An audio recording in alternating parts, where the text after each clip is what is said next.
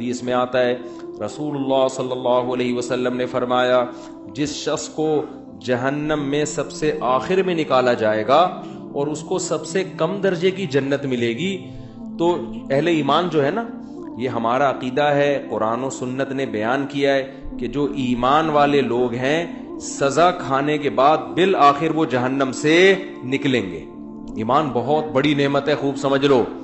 انسان عمل میں کتنا ہی خراب کیوں نہ ہو، لیکن جب تک وہ مومن ہے، ایک اللہ کا قائل، پیغمبر صلی اللہ علیہ وسلم کی ختم نبوت کا قائل، اسلام کو برحق سمجھتا ہے اور کلمے کو مانتا ہے، تو کیسا ہی برا عمل کرے سزا کھانے کے بعد بالآخر جہنم سے نکلے گا۔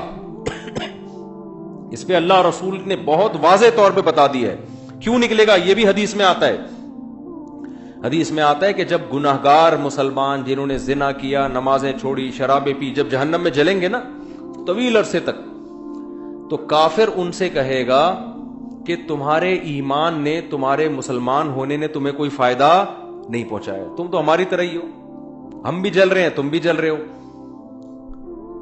تو ہم تو غیر مسلم تھے، تم مسلم ہو، تو تمہارے مسلم ہونے کا شناختی کارڈ میں بس تم نے مسلمان لکھوا لیا تھا، تو فائدہ کیا ہوا؟ تم بھی وہی، ہم بھی وہی، تو تم خدا کو مانتے تھے، اس سے تمہیں ملا کیا؟ نبی صلی اللہ علیہ وسلم نے فرمایا جب کافر مسلمان کو یہ طعنہ دے گا، اللہ کو غیرت آئے گی، غضب آئے گا، اور اللہ کہے گا یہ کیسے ہو سکتا ہے کہ جو مجھے مانتے تھے، جو میرے حبیب صلی اللہ علیہ وسلم پر اور پیغمبروں پر ایمان رکھتے تھے، جو موسیٰ کو اللہ کا نبی مانتے، عیسیٰ کو اللہ کا نبی مانتے، ابراہیم کو اللہ کا خلیل مانتے، آدم کو اللہ کا نبی مانتے، محمد صلی اللہ علیہ وسلم کو اللہ کا نبی مانتے، قرآن کو میرا کلام مانتے، جو مانتے تھے نماز پڑھنی چاہیے پڑھتے نہیں تھے، جو مانتے تھے شراب نہیں پینی چاہیے پی رہے تھے، لیکن مانتے تھے پینی نہیں چاہیے، اس کو اچھا نہیں قرار دیتے تھے۔ ایمان کسے کہتے ہیں؟ برائی کو برائی سمجھو آپ۔ جو مانتے تھے بھائی نشہ نہیں کرنا چاہیے، کرتے تھے، گناہگار سمجھتے تھے اپنے آپ کو، جو بدنظری کرتے تھے، لیکن وہ مانتے تھے کہ یہ اچھا کام نہیں ہے۔ کافر کسے کہتے ہیں پتہ ہے؟ برائی کرتا ہے اور کہتے ہیں اس میں حرج کیا ہے، اس کو کافر کہتے ہیں۔ شراب پیتا ہے، بولتا ہے بھائی میں پیتا ہوں، تیرے کو کیا تکلیف ہے؟ پیتا ہوں تو کیا ہے، اس میں کیا خرابی ہے؟ یہ تو مولویوں نے بولا ہوا ہے کہ نہیں پیو نہیں پیو، اسے کیا کہتے ہیں؟ یہ مسلمان کافر ہے۔ بول لو نا یار، کیا ہو گیا یار؟ گناہ کو حلال سمجھ کے کرنا، گناہ کو برا سمجھ کے نہ کرنا، یہ عمل کیا کہلاتا ہے؟ کفر۔ ماں باپ کو اولڈ ہاؤس میں جمع کرا دیا، جیسے ہوتا ہے باہر ملکوں میں، بوڑھا ہو گیا، ابا چل بھائی تو عیدی سینٹر میں جا یار، ان سے بولو یار یہ غلط ہے نہیں کرو، تو کہہ رہے کیا ہے اس میں یار، وہاں زیادہ اچھی کیئر ہو رہی ہے اس کی، تو اس میں کیا ہے؟ باپ سے بدتمیزی سے بات کر رہا ہے، اسے بولو بھائی، آج کسی کو بولو، کہہ رہے کیا ہے میرا باپ ہے تجھے کیا تکلیف ہے؟ اس کا مطلب یہ برائی کو کیا کر رہا ہے؟ اچھا سمجھ کے کر رہا ہے۔ اور ایک وہ ہوتا ہے کہ اس کو کافر کہتے ہیں، ایک وہ ہوتا ہے جب آپ ہندوؤں میں بیان کرو کہ گرل فرینڈ مت بناؤ، کہنے کیوں نہیں بنایا بھائی، کیا ہے گرل فرینڈ میں کیا خرابی ہے؟ تو برائی کو وہ کیا سمجھ رہے ہیں؟ اس کو برائی نہیں سمجھتے۔ مسلمان نے گرل فرینڈ رکھی ہوئی ہے، اس کو بولیں گے بھائی یہ حرام ہے، تو اس کو تھوڑا سا ندامت کا احساس ہوگا، یار کام میں کیا کر رہا ہوں، غلط۔ نکاح پیغمبروں کی سنت ہے، گرل فرینڈ رکھنا یہ کافروں کی سنت ہے، زنا کرنا یہ گندا عمل ہے، یہ پاکیزہ عمل نہیں ہے۔ نبی صلی اللہ علیہ وسلم نے معراج کی رات میں کچھ لوگوں کو دیکھا، ننگے مرد اور ننگی عورتیں آگ میں جل رہے ہیں، اور شعلے اوپر جاتے ہیں تو وہ ننگے جسموں کے ساتھ اوپر جاتے ہیں۔ آپ نے جبریل سے پوچھا یہ کون لوگ ہیں؟ تو جبریل نے کہا یہ آپ کی امت کے زنا کرنے والے مرد اور زنا کرنے والی عورتیں، دونوں کو برہنہ کر کے اللہ نے ایک ساتھ آگ میں پھینک دیا ہے۔ جس عورت کے ساتھ زنا کیا اس عورت کو بھی اسی آگ میں برہنہ کر کے، اور جس نے زنا کیا اس کو بھی اللہ اسی آگ میں ڈالے گا، زنا جس نے زنا کیا۔ سمجھ رہے ہو کہ نہیں سمجھ رہے؟ تو مسلمان گناہ کرتا ہے لیکن اس پہ اس کو ندامت کہ غلط کر رہا ہوں میں، تو اس گناہ کی سزا یہ اس کو ملے گی۔ لیکن اگر توبہ نہ کی، اس نے توبہ کر لی تو اللہ معاف کرنے والا ہے۔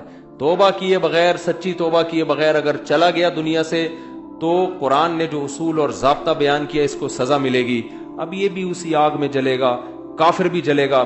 تو حدیث میں آتا ہے کافر ایک دن اس کو طعنہ دے گا اور کہے گا کہ تمہیں تمہارے ایمان نے کوئی فائدہ نہیں پہنچایا، تم اللہ کو مانتے تھے، ہم پتھروں کے بنے ہوئے بتوں کو مانتے تھے، تو کیا فائدہ ہوا؟ تم بھی ہماری طرح جل رہے ہو اور ہم بھی تمہاری طرح۔ تو اللہ کو غضب آئے گا، اللہ کو غیرت آئے گی کہ میرے ماننے والے جو برائی کو برائی سمجھا کرتے تھے اور مجھ سے توبہ استغفار کیا کرتے تھے، ان کو میں کیسے ان لوگوں کے برابر چھوڑ دوں جو میرا انکار کیا کرتے تھے؟ حدیث میں آتا ہے اللہ تعالیٰ فرشتوں سے کہیں گے کہ جس نے زندگی میں کبھی کوئی نیکی کی ہو اس کو جہنم سے نکال دو. بہت بڑی تعداد جہنم سے نکلے گی. پھر اللہ کہیں گے اب ایسا کرو، سفارشیں شروع ہوں گی. سفارشیں پیغمبر صلی اللہ علیہ وسلم شفاعت کریں گے. اللہ نبی صلی اللہ علیہ وسلم کی شفاعت کی برکت سے بہت سارے مسلمانوں کو جہنم سے نکالیں گے. پھر رشتہ دار سفارش کریں گے. آپ کا کوئی بیٹا عالم ہو، حافظ ہو، شہید ہے، کوئی آپ کا دوست ہے، جیسے دنیا میں یاد کرتے ہیں نا، نادرا کی لائن میں لگے ہوئے، اندر کوئی تعلق والا نظر آ گیا، آنکھ ماری یار، وہ آ جاتا ہے، وہ بھی آنکھ مارتا ہے. ہمارے ایک دوست تھے اتنے چھوٹے سے نا، وہ پاسپورٹ کی لائن میں کھڑے ہوئے تھے. ہم نے ان سے پوچھا یار کوئی آپ کے ساتھ دلچسپ واقعہ ہوا ہو؟ ان کا قد بیچاروں کا بہت چھوٹا، پاسپورٹ کی لائن میں کھڑے ہوئے تھے. تو ہم نے کہا کوئی واقعہ کہہ رہے ہیں، میں پاسپورٹ کی لائن میں کھڑا ہوا ہوں، مجھے بلا ہی نہیں رہا ہوں. تو میں نے کہا یار اتنے لوگ مجھ سے پہلے چلے گئے، مجھے تو بلا. کہہ رہے بھائی تو کھڑا ہوگا تو تجھے بلاؤں گا نا، تو بیٹھا ہوا کیوں ہے؟ سمجھ آ رہی؟ پھر کہتے ہیں میں نے ایسے اچھل کے بتایا بھائی میں بیٹھا ہوا نہیں ہوں، میں کھڑا ہوں. تو عجیب عجیب واقعات ہوتے ہیں پاکستان میں. تو جیسے ہوتا ہے نا یار، اب دنیا میں تو یہ غلط سمجھا جاتا ہے، لیکن اللہ تو اللہ ہے. اللہ اس تعلقات کا فائدہ پہنچائے گا. شہید مغفرت، شہید سفارش کرے گا، علماء شفاعت کریں گے، آپ کی اولاد میں کوئی حافظ ہے وہ شفاعت کرے گا، تو اللہ ان کی شفاعت کی برکت سے اور بہت سارے مسلمانوں کو جہنم سے نکالیں گے. سمجھتے ہو گے نہیں سمجھتے؟ پھر اللہ تعالیٰ فرشتوں سے پوچھے گا اب بتاؤ کتنے لوگ ہیں؟ فرشتے کہیں گے اللہ ابھی بھی بہت سارے لوگ ہیں. اللہ فرشتوں سے کہے گا اب کوئی کسی کی سفارش کرنے والا ہے؟ فرشتے کہیں گے اللہ اب کوئی سفارش کرنے والا نہیں ہے. سب کے جتنے ریلیٹو تھے سب نے نکال لی. اب یہ وہ لوگ پڑے ہوئے جن کا کوئی ریلیٹو بھی انسان کا بچہ، اپنے الفاظ میں کہہ رہا ہوں میں، کوئی حافظ عالم، کوئی بزرگ، کوئی ہے ہی نہیں. سارے وہی جو برے ماحول میں سب دائیں بائیں برے لوگ ہی تھے. تو اللہ جواب میں کیا کہیں گے؟ هل يبقى الا الرحمن، کہ رحمان تو باقی ہے نا. جب پیغمبر کو اپنی امت پہ ترس آ سکتا ہے، دوستوں کو دوستوں پہ ترس آ سکتا ہے، اولاد کو ماں باپ پہ، ماں باپ کو اولاد پہ، شوہر کو بیوی پہ، بیوی کو شوہر پہ ترس آ سکتا ہے، اور مجھ سے سفارش کر کے نکلوا رہے ہیں، تو میرا بھی تو اپنی بندوں سے خالق اور مخلوق کا تعلق ہے، تو میں بھی تو نکالوں گا نا. تو اب کوئی سفارش کرنے والا نہیں ہے.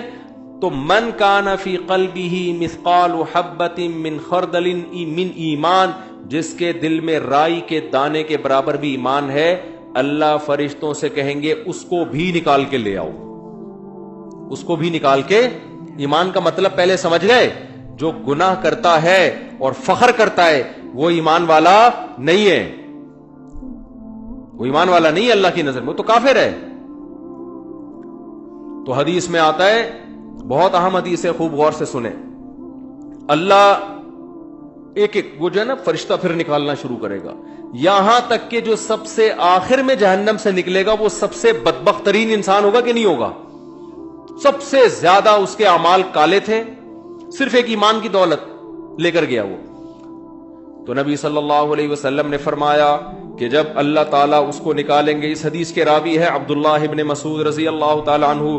حضرت عبداللہ بن مسعود کا حلقہ کوفہ میں لگا ہوا ہے، شاگرد بیٹھے ہوئے ہیں، حضرت عبداللہ بن مسعود ان کو یہ حدیث سنا رہے ہیں کہ اللہ تعالیٰ جب اس کو آخری فرق کو نکالیں گے نا، سب سے لاسٹ میں نکلے گا وہ، پتہ نہیں کیا ہوگا وہ، آپ خود سوچ لو. سب سے آخر میں نکلے گا وہ، تو وہ کہے گا کہ میرا رخ اس جہنم سے پھیر دیا جائے. اس سے نفرت ہوگی آگ سے، اللہ اس کا رخ پھیریں گے. پھر اللہ اس سے کہیں گے بتا تو کیا چاہتا ہے، بتا تو کیا چاہتا ہے.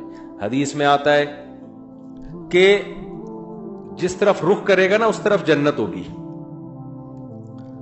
تو وہ اللہ سے کہے گا کہ اے اللہ، یہ جو اتنی خوشنما جنت جس کے بارے میں قرآن کہتا ہے ما لا عین رأت ولا اذن سمعت ولا خطر علی قلب بشر، ایسی نعمتیں میں نے اپنے بندوں کے لیے تیار کر کے رکھی ہیں جو نہ کسی آنکھ نے دیکھی، نہ ان کی حقیقت کسی کان نے سنی، نہ ان کا تصور کبھی کسی دل میں گزرا ہے.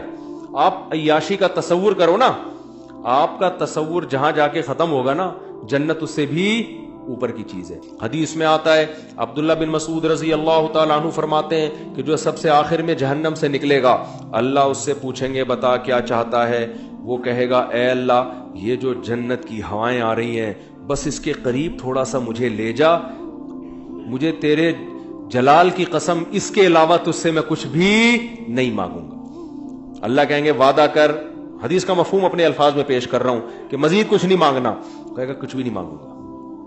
اس کو اتنی حسین جنت نظر آئے گی نا, وہ کہے گا بس اس کے قریب بھی پہنچ جائے نا وہ بہت ہے میرے لیے. جب قریب جائے گا تو اور جنت کی خوشبوئیں اور ہوائیں آنا شروع, تو تھوڑی دیر میں برداشت سے باہر ہو جائے گا معاملہ. پھر وہ اللہ سے کہے گا اے اللہ یہ جو دروازہ ہے نا جنت کا بس یہاں تک پہنچا دے. اللہ کہے گا تو نے مجھ سے وعدہ کیا تھا مزید کچھ نہیں مانگوں گا. کہے گا اللہ میں نے وعدہ تو کیا تھا بس یہ میرا سچی مچی کا وعدہ ہے یہاں تک پہنچا دے, اس کے بعد میں تجھ سے کچھ بھی نہیں. غالباً حدیث میں آتا ہے ایک درخت اللہ جنت کا لگائیں گے باہر, درخت ہوگا جنت کا, کہے گا اس درخت میں پہنچا دے, اتنا حسین خوبصورت درخت ہوگا وہ.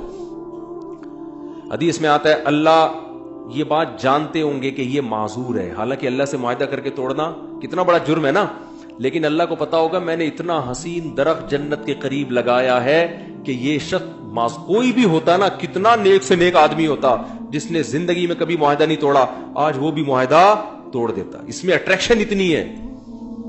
تو ایک درخت جب وہ وہاں پہنچے گا اب جنت کے بالکل قریب ہو گیا, اب وہاں سے جنت کی ہوائیں آ رہی ہیں, مشک و عنبر کی ہوائیں آ رہی ہیں.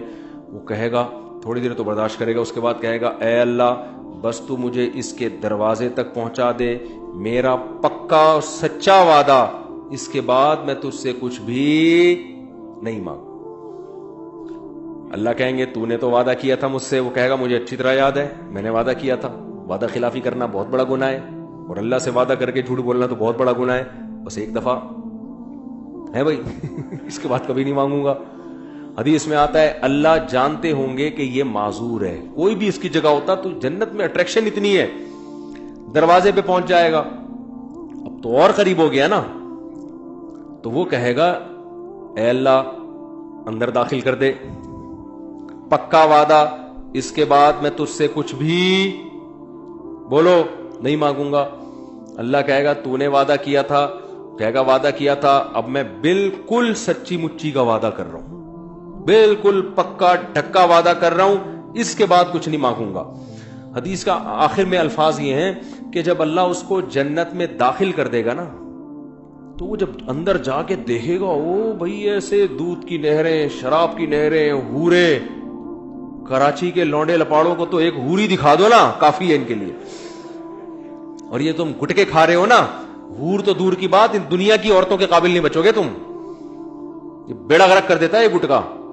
ہمارے ایک دوست بہت سگریٹ پیتے تھے, شادی نہیں کرتے تھے. میں نے کہا یار اب شادی کیوں نہیں کرے گا, نا دھواں نکلے گا اور کچھ بھی نہیں بچا میرے اندر. وہ بالکل نا ہڈیوں کا ڈھانچہ بن گئے, کہہ رہے اب دھواں ہی رہ گیا. تو یہ گٹکے ہی نہ ہو, تھوڑا صحت بناؤ یار, سمجھ رہے ہو, صحت بناؤ. تو اس گٹکے کے ساتھ حور ملے گی بھی کیسے تمہیں؟ حور خود وہ انکار کر دے گی اللہ اس کے نیک عمل کی وجہ سے میں اس کو مل رہی ہوں, میں نے کون سا گناہ کیا تھا تو مجھے اس کے حوالے کر رہا ہے, کیا خیال ہے؟ تو پہلے گٹکے والوں کو تیزاب سے کلیاں کروائی جائیں گی, اور تیزاب جنت میں نہیں ہوگا. تیزاب کے لیے جہنم میں نہ جانا پڑے کہیں, خدا نخواستہ. تو چھوڑ دو یہ منہ کے کینسر سے کتنے لوگ میں نے مرتے ہوئے اپنی آنکھوں سے دیکھے ہیں جوانی میں.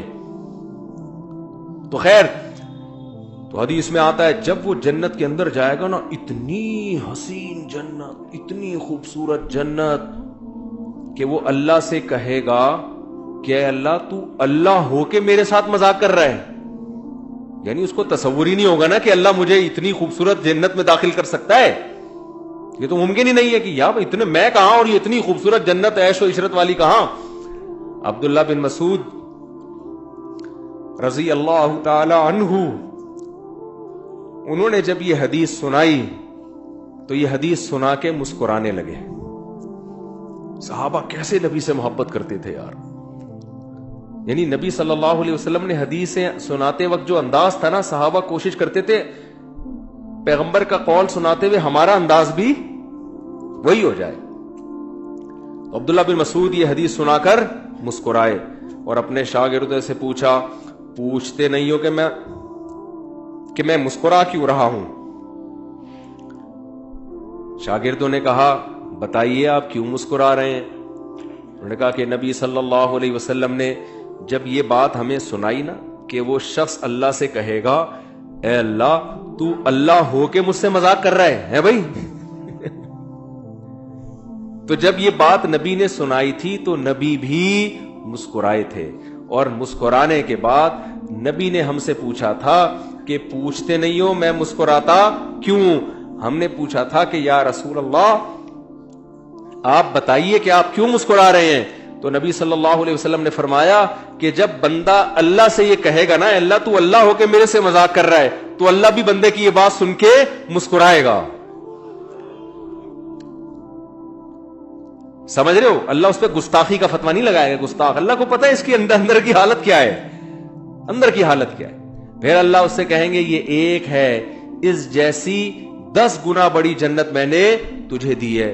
تو بھائی وہ اللہ ہے، وہ انسان نہیں ہے، اس کے خزانے بھی بہت اور اس کے دونوں ہاتھ بھی کھلے ہوئے ہیں. تو اللہ کہتا ہے قل اُنَبِّئُكُم بِخَيْرٍ مِّن ذَلِكُمْ، جن دنیا کی نعمتوں کے پیچھے تم بھاگ رہے ہو نا اس سے بڑی نعمتیں ہم تمہیں بتاتے ہیں. وہ کیا ہے؟ وہ